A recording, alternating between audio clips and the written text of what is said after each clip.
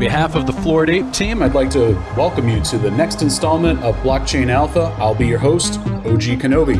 Hello.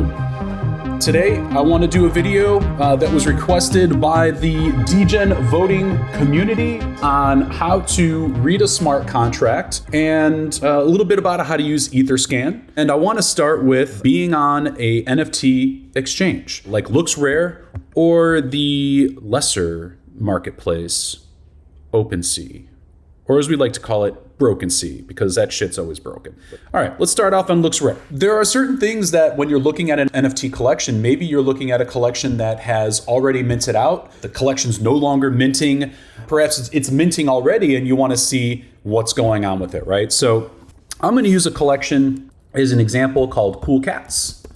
You may have heard of it, you may have not, but it exists. And here are the Cool Cats. If I want to check out a Cool Cat, the smart contract for that, I could click on one of the individual cats and grab the smart contract that way. Or there's a link for the smart contract right here. They make it real easy to find on LooksRare. And if I click that, it'll open up a new window. And this is the token smart contract for the Cool Cats. Contract is indicated up here, so you've got that. The contract starts with OX1A, ends in 050C. And, this is fairly straightforward as far as the Etherscan view goes. You can see different activity of people interacting with and setting approval for tokens, transferring tokens, Cool Cat tokens. Before I get too much further, if you're on OpenSea and you want to check that stuff out, you can again type Cool Cats, click on the collection, and view on Etherscan, you could click this to get the token contract. So if you click on that, it's going to bring up the same page as over here, just different advertisements. But once you're on here, there are certain things that I think are helpful to know. First of all, you want to look at the contract. So click on the contract. The little green check means it's been verified and that you can view the code. And dark mode's kind of hard to see here. So let me switch over to light mode. Light mode. And once you kind of dig into the contract, you can see pretty straightforward contract. You've got some library imports. OpenZeppelin is an industry standard collection of standard Solidity contracts that are widely accepted and used by the development community in general. It's a trusted source. Below that, you have contract Cool Cats, and the is enumerable and ownable. That just means that it's importing those libraries and it's going to take on the characteristics, the functions and values that are associated with the ownable library and with the ERC 721 enumerable library. In here, you can kind of see some other things. We've got string-based token URI. That is a string of text that helps the images and metadata get tied to the NFT token itself. It says private _ reserved equals 100. I'm not sure what that's about, but if I were to guess, it sounds like the Cool Cats dev reserved 100 Cool Cats for themselves, and this is what's sitting in the code. If you were minting Cool Cats are minted out. You can't mint them anymore. You can only buy them on secondary, like OpenSea or LooksRare. But if the minting was still live, you would be able to mint a Cool Cat for 0.06 Ether. Below this, you have withdraw addresses. I'm going to guess that these are the 4 wallets that represent the 4 devs or the team members of Cool Cats, so that when they collect all those 0.06 ethers for every mint, that's going to build up and accumulate into a large amount. If you got 10,000 tokens at 0.06, quick math, I think that's about 600 ETH. And that 600 ETH got split up between these 4 addresses in whichever way that they did it. For instructions on how to mint directly from a smart contract, there's another video for that. I'm not going to go into it here. Looking at this contract, ownable, this is really the thing I want to talk about. Ownable means that functions that have the ownable tag on it, they can only be called by the owner of the smart contract. And you might say, well, who's the owner of the smart contract? There's 4 addresses here. It could be anybody. You're right. It could be anybody. I can go to read contract. And read contracts don't cost anything in gas, so you can just call a read function without even anything. And there's a bunch of different things here that you can look at. I could find out if you wanted to know who owns token 420. It's this address right here. A token of owner by index. I'm not going to mess with that. Token URI, total supply. You can see that the total supply is 9,941. Wallet of owner. You could take this address. Let's see, can I copy it? Copy it. If I wanted to see the wallet of this particular person, I can see that by calling this read function, wallet of owner, that this wallet, OX25, ending in DDA86, they own token 1497, and oh yeah, they own token 420 because I just looked that up, right? This is one of the many read functions, and feel free to find any NFT smart contract that you want to, mess around with. And these read functions, they are free, they are not harmful. You can't mess anything up, you can't break the internet. You don't have to call the manager to get your money back, right? You can just mess with these at will. The function in here that I want to pay attention to though, and that you should make special note of, is the owner function, because the owner function returns the address of the current contract owner. The current contract owner is OX42, ending in 6015. Now, you know what else I want to see? I want to see how many of the tokens this owner has. Because they own the contract, I wonder how many Cool Cats tokens they have.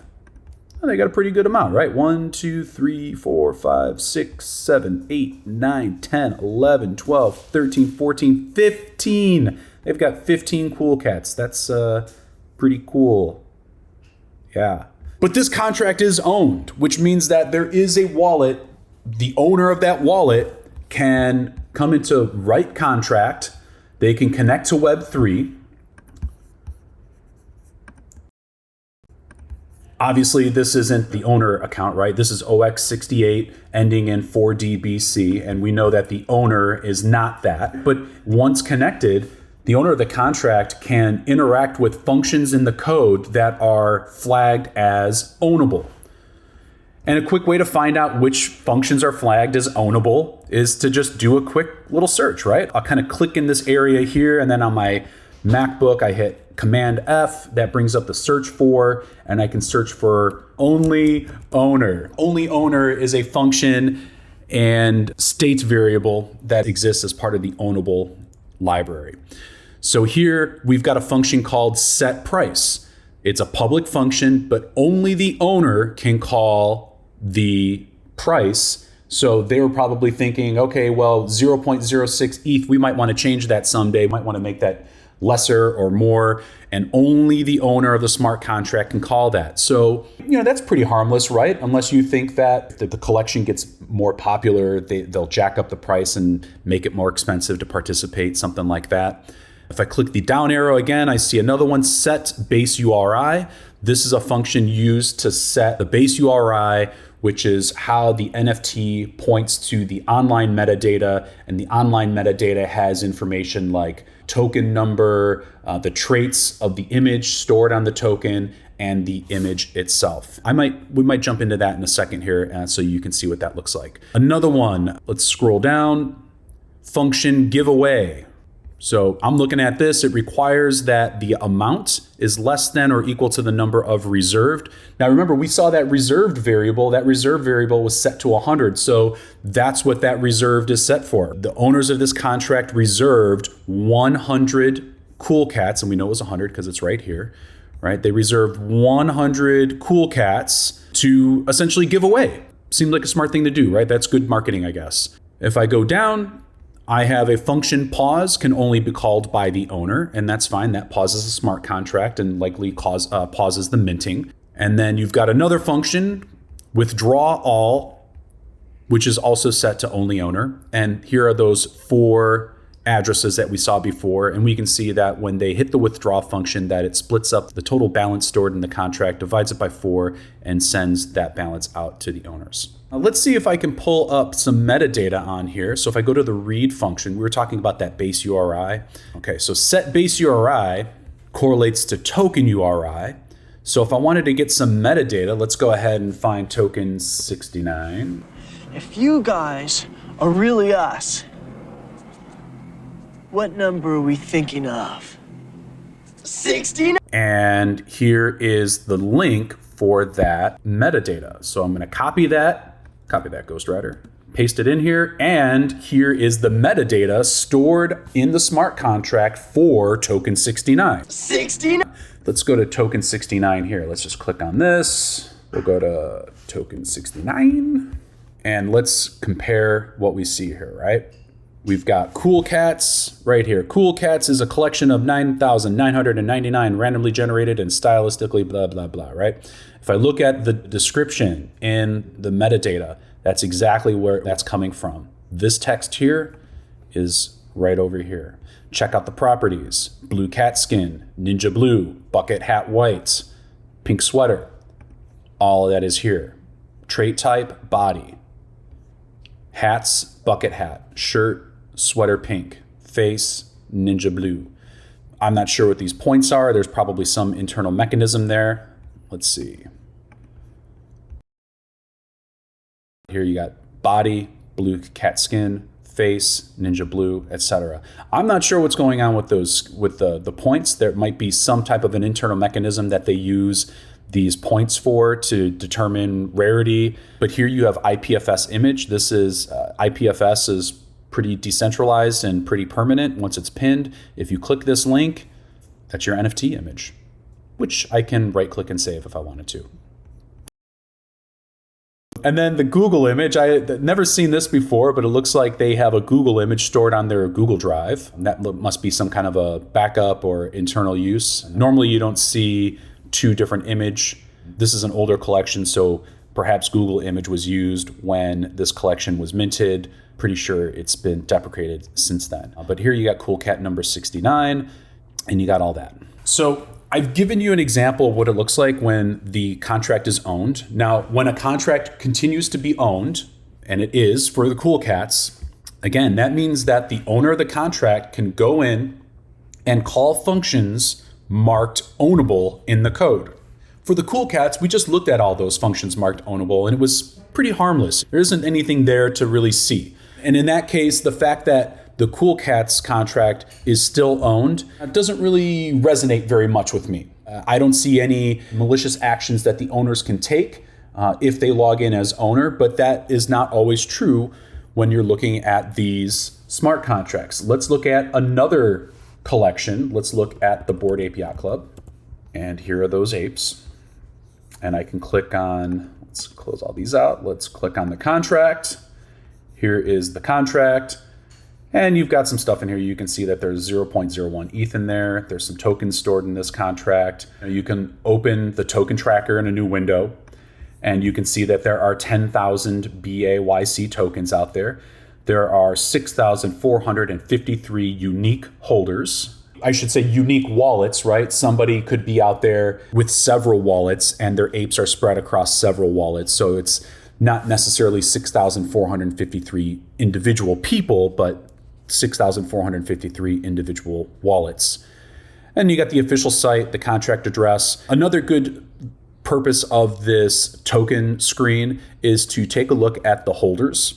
And holders let you get a glimpse into the wallets that are holding these NFTs. So you can see that the top holder here is 267. They're holding 267 Bored Ape Yacht Club tokens. But notice there's a little icon next to it that's got a piece of paper. And if you hover over that, you can see that this is a smart contract of some kind. So you can see that somebody JourneyClub.eth owns 107, Dingaling.eth owns 105.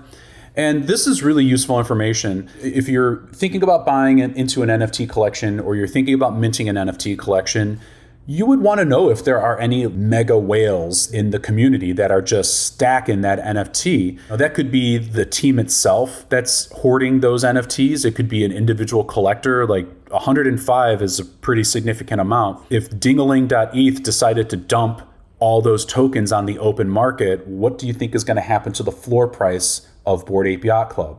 Exactly. So that is the number one reason why you want to take a look at what's going on with the collection's holders, because if there are any whales, they could have an effect on the floor price. They could have an effect on your investment. Back to the Bored Ape Yacht Club contract. We go to the contract itself. We will review the contract here in a second. But the first thing I want to do is check and see whether or not this contract is owned. So I go to the read contract. There's a bunch of different stuff on here that I can look at, and owner is part of the ownable library. So that's always going to be that name, owner. And you click on it and the current owner is OX0000, right? This is a burn address, a null value. This means that the Bored Ape Yacht Club contract has no owner. So we're going to take a look at the contract real quick and see which functions are ownable and just see what's going on here, right? So I kind of click in this area, click Command F, and I want only owner. And if I scroll down, okay, I've got modifier, only owner. It requires that this function here, owner, returns the ETH address of the current contract owner, and it has to be equal to message sender. Message sender is the address of the wallet interacting with the contract. So if that's a match, if the person sending the message is the owner, then they can call this function. We're going to keep scrolling down here. We've got function renounce ownership can only be called by the owner of the contract. Okay, renounce ownership is a built-in function of the ownable library, which does what it says. It renounces ownership and sets the owner of the contract to that null address. If I scroll down, transfer ownership. If the owner of the contract wants to transfer the ownership to a different wallet, you might get an individual wallet, or an individual wallet holder will deploy a contract, set it all up, and make sure that all the functions are initialized and values are initialized. And then once the contract is ready to roll, that person will transfer the ownership to something like a multi-signature Gnosis wallet where there's a higher degree of security and that you need multiple signatures to interact with the contract as the owner rather than just one single address interacting with the contract as the owner. Transfer ownership, that's a pretty standard function. And of course, it's marked only owner because only the owner of a contract should be able to transfer the ownership. If I scroll down a little bit, function withdraw, that's pretty typical to have a withdraw function only callable by the owner of a contract. So that's okay. And then you've got function reserve apes. This particular function is what the reason why I chose the Bored Ape Yacht Club contract, because this particular function was a bit of a problem for the Bored Ape Yacht Club for quite some time. Now, the Bored Ape Yacht Club minted sometime in April of 2021. It's end of June right now, so it's been over a year that this function has existed and has been callable by the owner of the smart contract. It says function reserve apes. It's a public function, which means that it shows up in our list of functions. It's only the owner can call it. And it's saying that you have a uint supply equals the total supply, the uint I, and then this function will mint 30 apes, regardless of how many apes have already been minted. And the problem for a very long time was that all 10,000 apes had been minted. And this function theoretically would have allowed the owner, the Yuga Labs, to mint more apes on top of that original 10,000.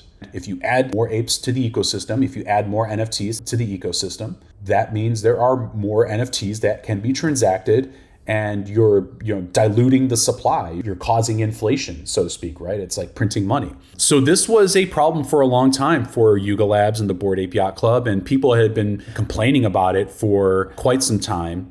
It wasn't until recently that Yuga renounced the contract so that there was no owner. How do I know that? Because the blockchain tells no lie. Remember, we had that function called renounce ownership. I cannot call this because I'm not the owner of the contract, but I know the name of the function is renounce ownership. And what I can do is go to the transactions of this contract and I can look at all the methods. Now, you don't have to sit here and find a needle in a haystack. You can click the little filter button and type in the name of the function you want to find, renounce. And if I just start typing it, there's that function. Click on it. And I can see that this renounce ownership function was called 17 days ago, which depending on when you're watching this, that's all relevant, right? So I'll click the transaction hash. The transaction hash, that's a feature of the blockchain. A transaction hash is your on-chain proof, a receipt that a transaction has taken place. And so if I click that, this is on-chain proof that the owner of the contract called this function and renounced. So I can click and see that function renounce ownership was called. This is the method ID. And I can see that it was called on June 7th, 2022, nearly 14 months after the contract was minted. So it's a good thing that Yuga Labs made that right and renounced the contract and protected the holders of BAYC tokens. So I think that just about does it. If you have any questions moving forward, I would encourage you to drop by the Floored Ape Discord. There's always somebody in there willing to help. You might even find me over there. To get into the Floored Ape Discord, discord.gg/Floored Ape. Otherwise, you can reach out to me directly on Twitter. My address is @OXKenobi, and the O is a 0. Be well, be kind to one another, and I'll see you on the flip. Cheers.